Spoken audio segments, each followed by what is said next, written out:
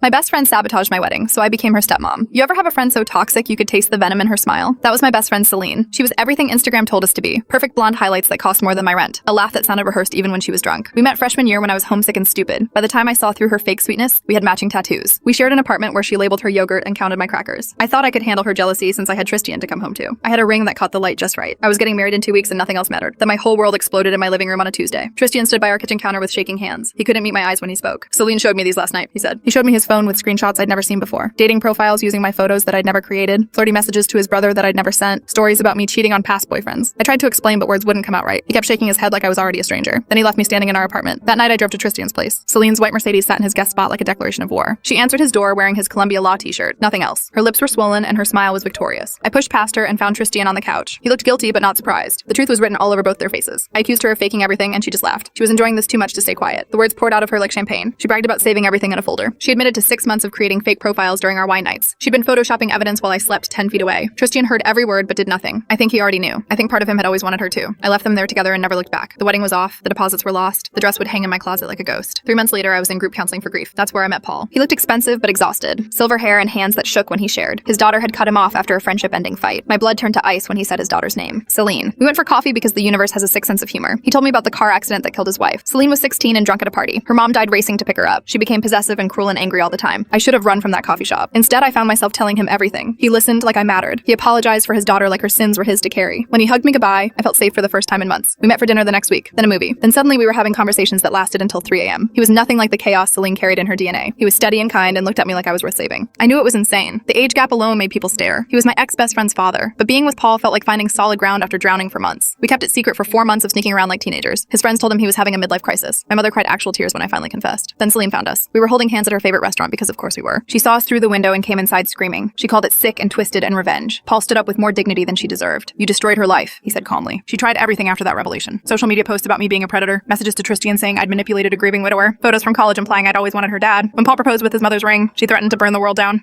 We sent her a wedding invitation. She came to our small ceremony in her mother's funeral dress, black lace and a corsage of spite. The dress still had the funeral program in its pocket. During the father-daughter dance, Paul chose to dance with me instead. I watched her face crumble from across the room. I gave a speech about loving Paul and joining this family. I made sure to use the word stepmother 3 times. That's when she finally shattered completely. She screamed that I'd stolen everything from her. She admitted she'd destroyed my wedding because I was abandoning her. Her mascara ran in rivers down her face. Paul told her to sit down or leave. She sat. Now she comes for Sunday dinners because Paul insists. She has to text me to ask what to bring. She has to RSVP to me for holidays. She has to include me in the family group chat where I heart every photo she posts. Tristan dumped her after 3 months. Turns out she was too possessive for him too. She texts me sometimes when she's drunk and lonely. Long paragraphs about how I ruined her life. I respond with stepmother advice about making better choices. I sign every text, love mom, and she loses her mind every time.